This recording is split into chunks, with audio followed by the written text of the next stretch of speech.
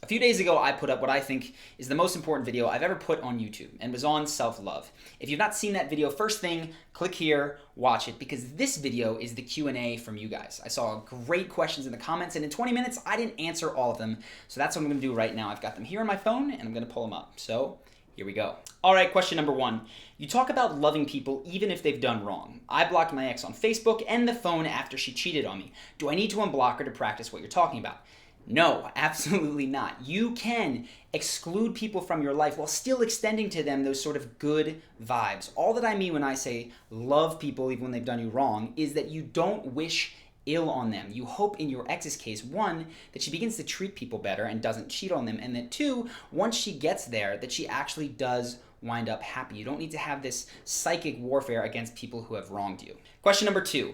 Aren't those people who love everybody no matter what kind of doormats? How do you avoid being walked all over and becoming other people's servant if you're constantly lovey like that? So, great question, and it is best answered, I think, in a story. This is one that my friend related to me, and it was about his mother. So her family was not always the greatest to be around, right? She loved her mom and dad, but they smoked often, they drank some, and of course they fought when they did that more and more often. And she was raised around that, was not particularly happy with it. So when she had my friend, what she said to her family was this: listen, I'm your daughter. I love you guys. I want you in my life. But if you bring smoking or excessive drinking or the fighting that I saw when I was growing up into my son's life, you will never see your grandchildren.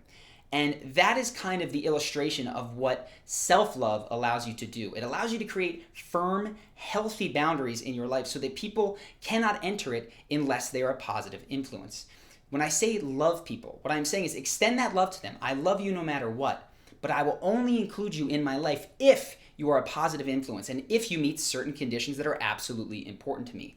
So you don't need to be a doormat. In fact, you can be completely the opposite once you've got a solid sense of self-love. Question number 3. If I start to love myself no matter what, I feel like I would become less productive and stop improving myself. I feel good and loved when I'm productive and feel bad when I'm doing something worthless. Should I change that to achieve what you're talking about in this video?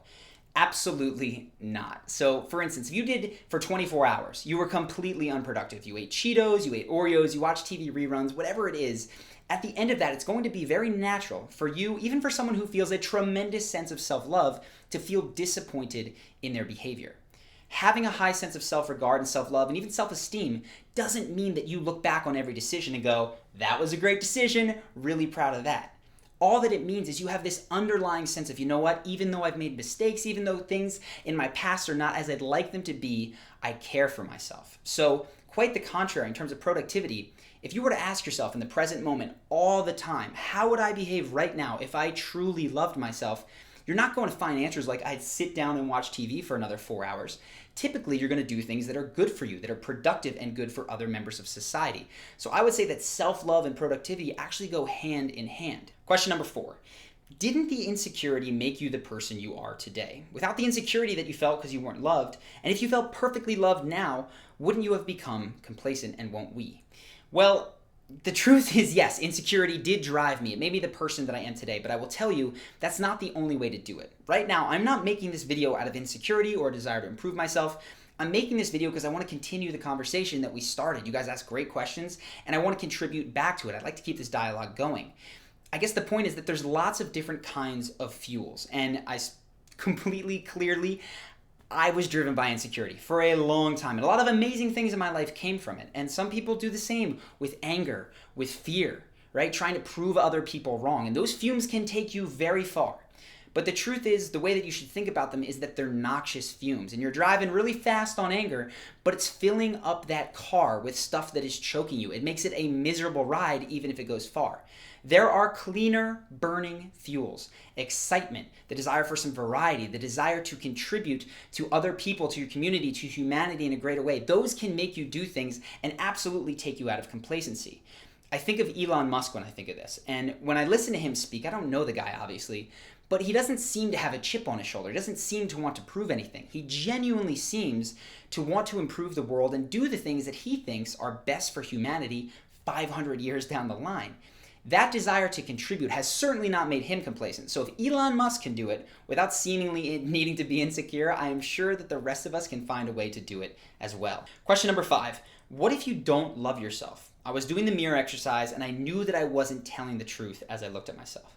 So for this, if you feel like you don't love yourself right now, what I encourage you to realize is that self-love is first and foremost a choice. It is a choice that says, I decide to be happy. I decide to care for me. I decide to accept that, yes, in the past I've done things I'm not proud of. And I decide from this moment on that I'm going to be the type of person who takes care of myself, who makes decisions that do make me proud. Now, in terms of the mirror exercise, you've made that decision, you're standing in front of the mirror. You can't just go, I love myself, I accept myself, I love myself. Because truly the physiology needs to be involved as well. So if you can, whatever it is, sometimes I say things that make me laugh, but I'll go, even though I'm feeling kind of ridiculous today standing in front of the mirror, I love and I accept myself fully and completely.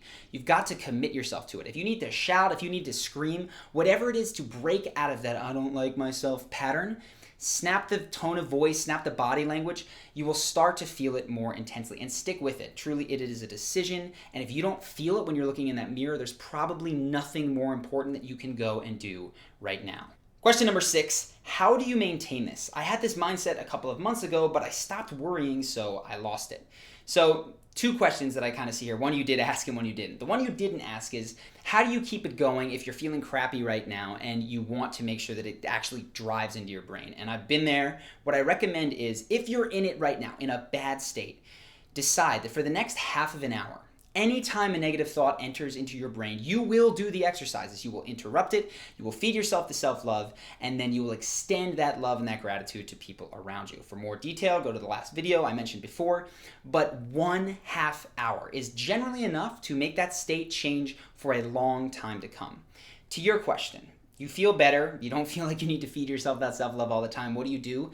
I've just started building it into my morning routine, right? Because yes, there's maybe not bad thoughts occurring in your day. So what you want to do is, in the morning, I wake up and for 5 minutes before I get out of bed, I'll just lay there, and there's not a bad thought to interrupt necessarily, but I will kind of do step 2. I'll sit there and say, I love myself and accept myself, and I'm proud of this. I'll even extend it past love to pride, other kinds of emotions that I want for 5 minutes, just sort of feeding that need to feel appreciated. And once I've got that, I go up on my day. And honestly, I've noticed it making a big impact. So build that into the morning routine. I think you'll see some really good things come of it. And the last thing, which is not a question, but just a note for me, is that the comment section was overwhelmingly awesome. I genuinely appreciate all of the stories that you guys told up until a couple of hours ago. I've read them all. I can't respond because I think there's over 1,000 at this point, but I have read them. I truly appreciate the time that you guys take to do that. It makes me want to keep this conversation going, so if there are more questions, maybe we'll come back with that. Just wanted to say, you guys are awesome, and honestly, you do the YouTube comment section proud, so thank you for that. If you've made it to the end of this video and for some reason you are not already subscribed, I don't know how you got here, quite frankly, but click here. We're going to throw up a link. You can subscribe to the channel. We typically have videos that are charisma related, and also like this, the mindsets of confidence, charisma, and happiness related. And I think self-love is a big, important part of that. So if you've not subscribed, go ahead and do that. If you want to comment, keep this conversation going, maybe we'll do another video. Otherwise, I'm working on Muhammad Ali right now and potentially Arnold Schwarzenegger. So look for those soon. And of course, I will see you guys in the next video.